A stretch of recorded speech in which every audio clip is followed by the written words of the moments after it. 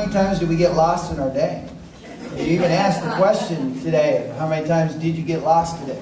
Lost representing not found, representing not knowing why you're where you're at, representing I'm having emotions that I don't understand, thoughts that are coming in I don't really get, and yet you're the driver of the vehicle, which is your body, and you don't know what's going on inside you. You know, Michael and I were talking about it, how earlier today, how reluctant we all are to recognize we have these flaws and these defects, but that's all we want to know is say we have these flaws and these defects.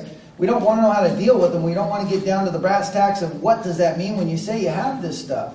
You know, what is an emotional hangover? The words you're using are, you're using principles to describe toxic behavior. You know, emotional hangover, erratic emotions. Those are all principles within the steps that talk about guidelines and things that you're not supposed to do, or to recognize what is it when I'm the victim of my own erratic emotions. And to start off with this is what got the wheel turning.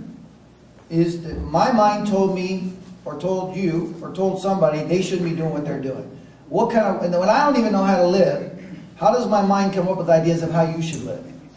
And I guess that's kind of what we call a hypocrite. And so in terms of that, it's like, how does that stuff go down? I know better than that. We really do. I mean, you know, in terms of that, I can't tell anybody how they should live. I can only tell you how I live, and then hopefully through that you'll find a way of life for yourself. If the way that I'm living is something that's proven to work, or is something that can be expressed, which is a lot, you know, hard for a lot of people. In terms of that, there's a lot of philosophies out there, there's a lot of stuff out there that tell you what you want, just don't tell you how the hell to get it. And that's the same thing that you know, I've been talking about for years about when I used to go to meetings, and how frustrating it was to hear someone talk about a well-rounded life, to talk about how they came from the pits of hell, and now they have this well-rounded life, and then they point to these steps or these traditions on the wall. Usually they point to traditions and steps are over here, but you know, whatever. You got to work those, and you can have that too. Thank you very much and good night. And you're like, okay, so I heard what happened. I heard where you're at today. What I did not hear is how the hell you got there.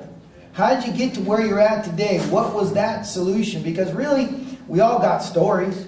We really do. You know, they're all out there. We got plenty of stories. I got a horrible story if you want to hear it. It really is. I got like one of the worst stories. I even cry at my story sometimes, you know? I just sit there in the mirror and I tell my story and I start crying.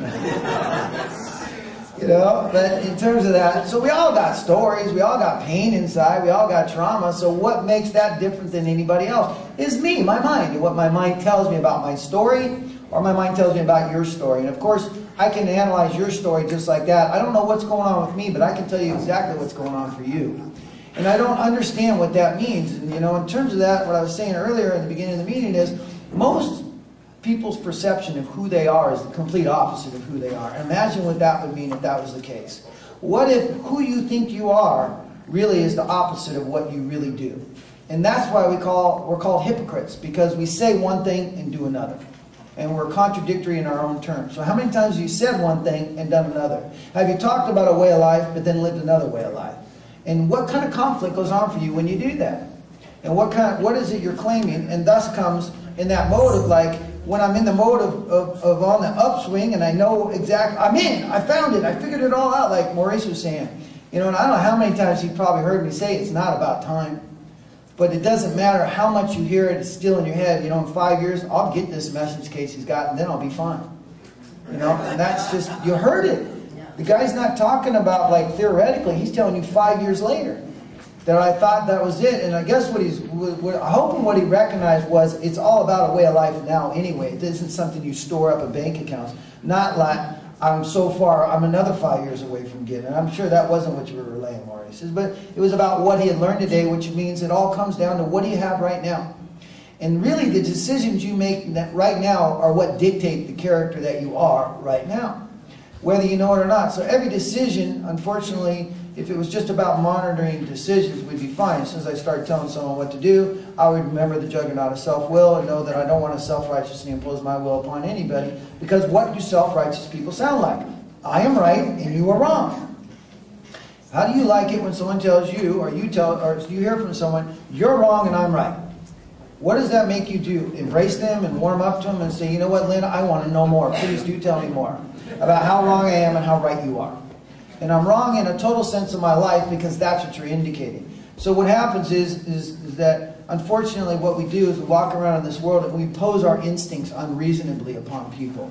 And take note of what that means when you impose your instincts unreasonably on people. It is so inappropriate, and what you trigger is not fear or concern. You trigger instinct. And I don't know about you, but if you ever watch an animal in nature instinctually fight another animal, they fight to the death. That's what instincts do. What do two human beings do when they start to battle in the instinctual realm? They fight to the death. Except we're so evolved that we wouldn't kill each other. We just emotionally kill each other. We just mentally want to kill each other. We just want to basically tear you to pieces and make you feel like you're less than zero and walk away and say, see, that's what you get. And if you wouldn't argue with me, that wouldn't happen. So in terms of that, you know, it's so convoluted in that where my ego will come up and wrap up what I've just done, which was wrong, and tell you the reason I did that is because you made me do that.